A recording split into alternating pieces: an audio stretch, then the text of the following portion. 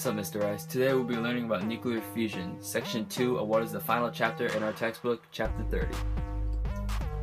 Our sun, along with 90% of the stars in the universe, are created and maintained through natural nuclear fusion. What happens in this process involves the proton-proton cycle. Basically, what happens is that atoms known as protium, the most stable form of hydrogen, collide and form deuterium ions and a bit of energy. It's important to know the isotopes of hydrogen, which include protium, deuterium, and tritium. Protium has only one proton and one electron. Deuterium is the same as protium, except it has one neutron to add to the mix. And tritium is the same as deuterium, except it has another neutron, giving a total of 2 neutrons. Going back to the cycle, these deuterium atoms then collide with more protium atoms and form helium-3 atoms, and release some energy as well. These helium-3 atoms finally collide with another helium-3 atom and form helium-4. They also release 2 extra helium protons and some energy. Helium-3 and helium-4 are the only known stable forms of helium. Helium-3 has a nucleus composed of 2 protons and 1 neutron, while helium-4, the most common isotope of helium, is composed of 2 protons and 2 neutrons. All these thermonuclear fusion reactions occur simultaneously and spontaneously throughout the sun's core, with each one producing just a little bit of energy. However, take the 100 undecillion fusions per second that occur and you create a whole lot of energy, which gives us the sun. But a sun can't randomly just pop up when these atoms bond. The environment must meet certain conditions. First, the temperature must be high enough, about 10 million Kelvin, to allow the hydrogen isotopes to collide. Otherwise, their natural repulsion would just push them apart and prevent their fusion. Second, the atoms that fuse don't have to be hydrogen isotopes. In various other stars, any atoms can bond as long as they have a high enough density to ensure a high rate of collision. In our current society, scientists have been trying to harness the power of the sun to create an efficient, powerful source on Earth using fusion reactors. The power of the sun in the palm of my hand. In a moment, I'll be showing you a few clips from 2004's Spider-Man 2 that involves nuclear fusion as a power source. The process that occurs in fusion reactors is slightly different than what occurs on the sun. What happens is that the 2 atoms, deuterium and tritium, fuse together, producing helium-4. They also release an extra neutron and a little bit of energy. Each fusion releases about 17.6 mega electron volts, which is about this much joules. Mega electron volts are also known as MeV. Once again, even though there is not much energy produced in the fusion, the whole reaction still creates an enormous sum of energy. In this video I'm about to show, the fictional Dr. Octavius is a physicist who is trying to create a nuclear fusion reactor to power the city of New York. He fuses tritium atoms to start his proton-proton chain reaction.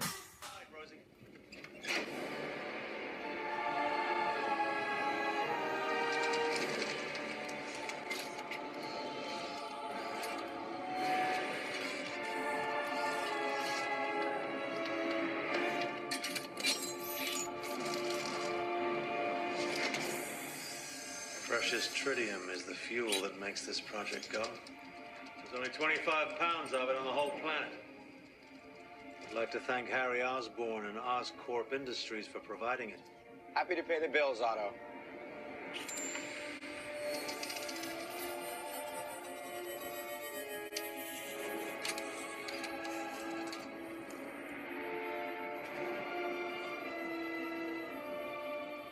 Ladies and gentlemen,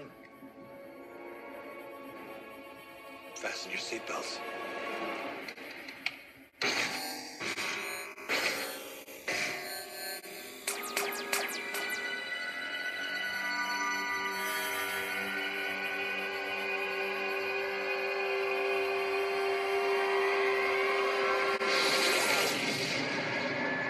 Doctor, we have a successful fusion reaction.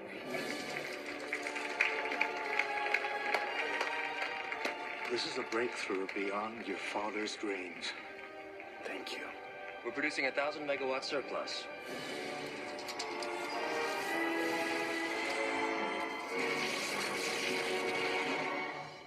The power of the sun in the palm of my hand.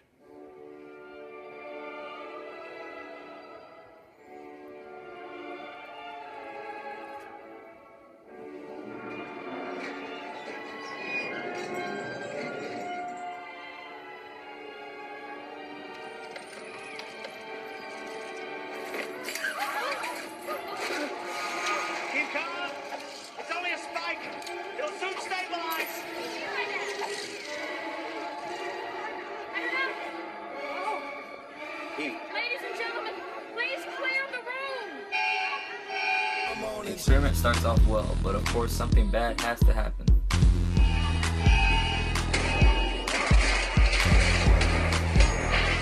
We have a containment breach!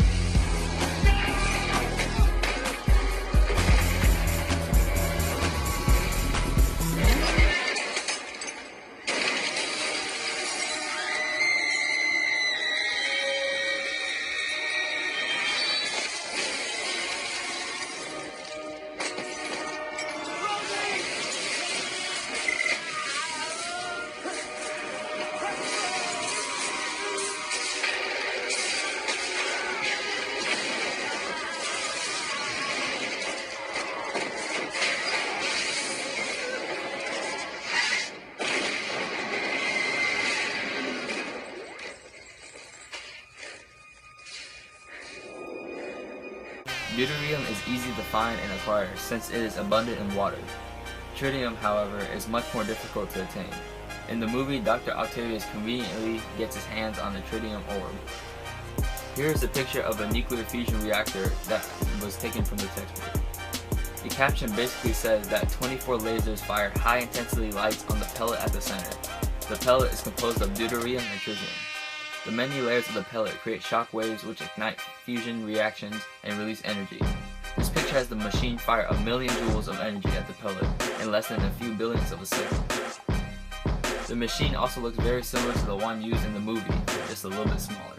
The contraption that Dr. Octavius built has magnetic fields which suspend the tritium in the center. He then fires laser beams at the orb, and the lasers immediately heat the atoms. This quickly causes fusion before the atoms get a chance to fly away from each other.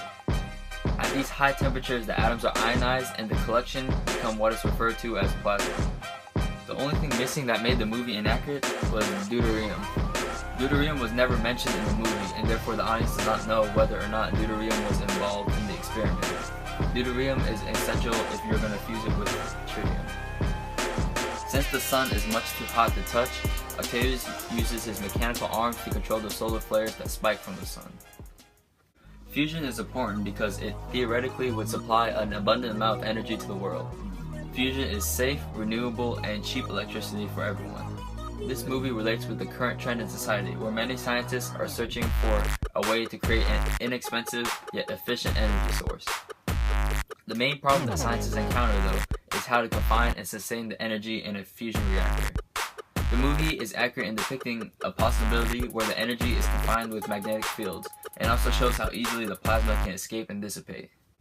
Octavius' mini-pet son turned quickly from a brilliant breakthrough in science to a terrible fictional disaster. The movie showed how the sun's powerful magnetic fields caused metals from all over the city to be absorbed into it. Although what doesn't make sense from the film is how Octavius' mechanical arms don't get sucked into the sun, unless they aren't made of metal. Also, when all the glass break in this scene, I understand all the metal frames flying toward the sun, but why does the glass have to get sucked in too? Anyways, as the sun gains more energy, it continues to grow bigger.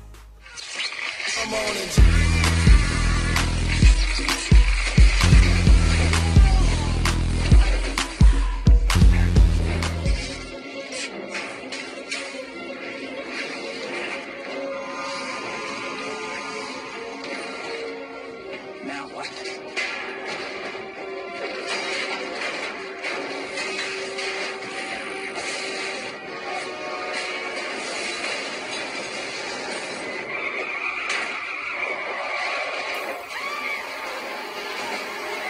Octavius finally saw the danger that his experiment posed, and destroyed the sun by sinking it down in the river below it. When Octavius' sun went malwire, it would not have blown up and destroyed everything, because the only things that are affected in nuclear fusion is what is inside the area that the reactions are occurring. In other words, it will only grow bigger and suck everything in, but it wouldn't explode. Nuclear fusion is used in hydrogen bombs, however it does not occur in explosions of atomic bombs. That would be nuclear fission. Nuclear fission is the opposite of fusion. Where fusion is the combination of atoms, fission is the splitting of nucleus into two nuclei. Fission begins with a heavy nucleus, for example, uranium-235. A free neutron collides with the uranium, and instead of fusing, like in fusion, it turns the uranium into an excited state.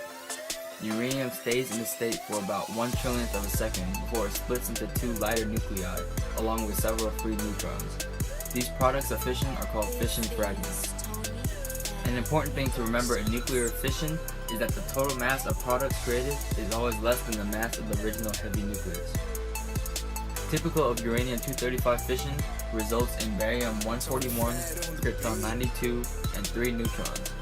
Notice how the 141 nucleons of barium, along with the 92 of krypton and the 3 neutrons, add up to 236. That is how it is derived from the 235 nucleons in that specific isotope of uranium, along with that 1 neutron that caused the initial reaction.